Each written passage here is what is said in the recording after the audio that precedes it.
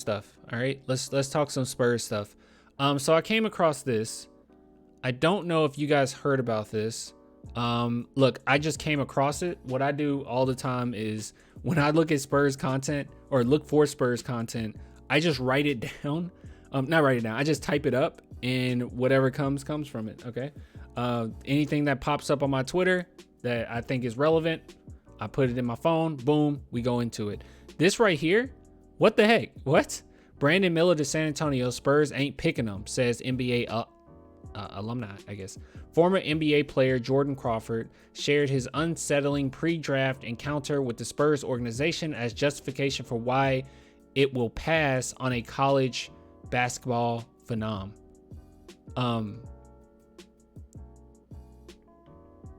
Okay, let's see what he has to say.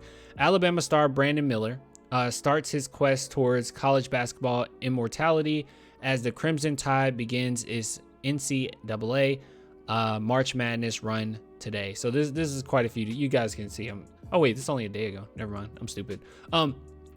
Okay, so let's see what he has to say, and then I'll give you my take on it. A recent mock draft by Draft Express has the Spurs selecting Miller out of Alabama, 3rd overall. By the way, I'm pretty sure the only reason why they got us picking them 3rd overall is because we're the 3rd worst team in the NBA. That's not going to go down that way, okay? We're not going to be the 3rd. We're not going to get the 3rd overall pick being the 3rd, and it's probably just not going to happen, all right? We'll probably get 1, 2, if not 4 or 5. All right, so anyways, let's see. But his off-court concerns made NBA Jordan Crawford laugh at the mere suggestion that San Antonio would draft him. Spurs asked me in my meeting with them, what if we pick you and you go back to Detroit and you get shot? LOL, Spurs ain't picking him. What?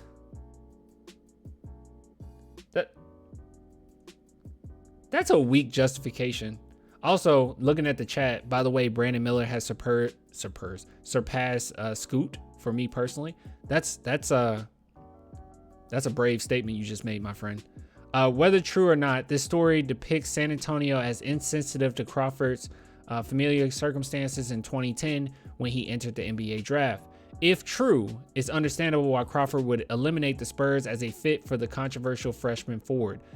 Here's the thing, though. We went over this, right? Like, no, we didn't do it live. I did it for a video. We went over this whole situation with Brandon Miller, and it really came back to me. Initially, I was like, this is crazy. This is wild. But then it came down to, I don't think this is as bad as some people thought. Like, it ended up coming back as, wait, maybe he didn't have anything to do with that at all. It was, I mean, one thing that gets me or makes me a little bit more confident in Brandon Miller is, now I'm all for what people have to say when you talk about like who you hang out with, right? Like, you don't want to, you hang out with this type of people, you know, that's a little shady. You might be kind of shady yourself, right? Like, I'm fully on board with that, but it just feels like the Brandon Miller situation was a tad bit different. I mean, even as far as him going up to the club, didn't want to go, he elected to leave.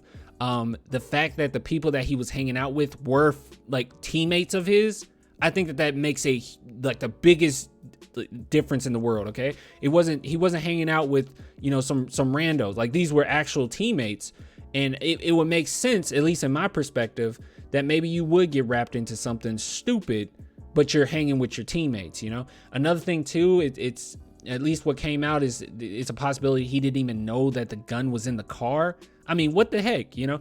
Also, he got a text message talking about, you know, I don't know if it was like, I don't think it said like I need the gun specifically, but it was some slang when it came to that, but he was already on his way there when he got the message. So that's another thing. It's a lot of things where I sit back and I'm like, I don't think it's that bad. I don't think, yeah, I just don't think. See, you're saying rather gamble on a player that's athletically dominant. Wait, what are we talking? The drop off after the first 2 is huge. Brandon is going to be a good player, not a star in my opinion. Oh, okay.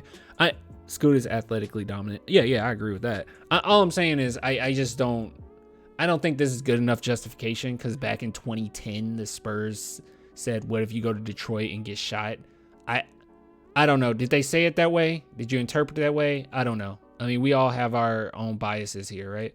I'm sure they said it in a way that just rubbed him the wrong way. I don't know. That's a weird way of putting it. Are you going to go to Detroit and get shot? I don't know. Who asked you that? That's what I want to know. Does the person that asked you, do they still work for San Antonio? Got a lot of questions here, but I don't think that's looking at the situation with Brandon Miller. I don't think anyone can make a definitive suggestion that we won't take them. It's weird.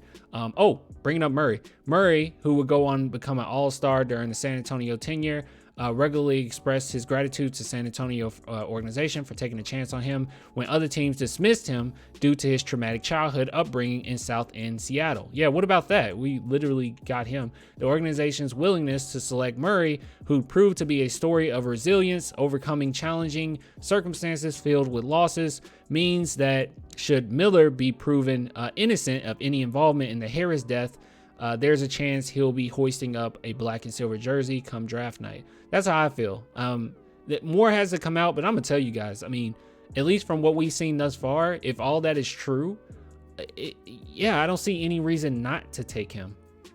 I just don't see it. Scoot is high character. You know, the only thing that makes me a little nervous about Scoot, this will be the last thing I say. The only thing that makes me a little nervous, just a tiny bit nervous, just a little bit nervous about Scoot, is the fact that he looks up to Russell Westbrook. That's literally the only thing, though. That's literally everything else I love. But it's like, oh God, that's your favorite player. He kind of plays like it too. Not terrible, not a bad thing. But man, talk about the players in the NBA that like you praise. Man, he loves him some Westbrook. Let me bring this up because I have to do this now. Because as you guys know, my printer was stolen.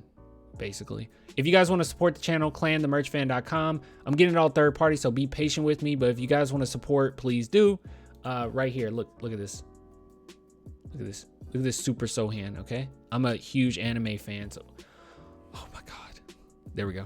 Huge anime fan. So if you guys want to support, please do, man. Please do. Super Sohan. Yeah.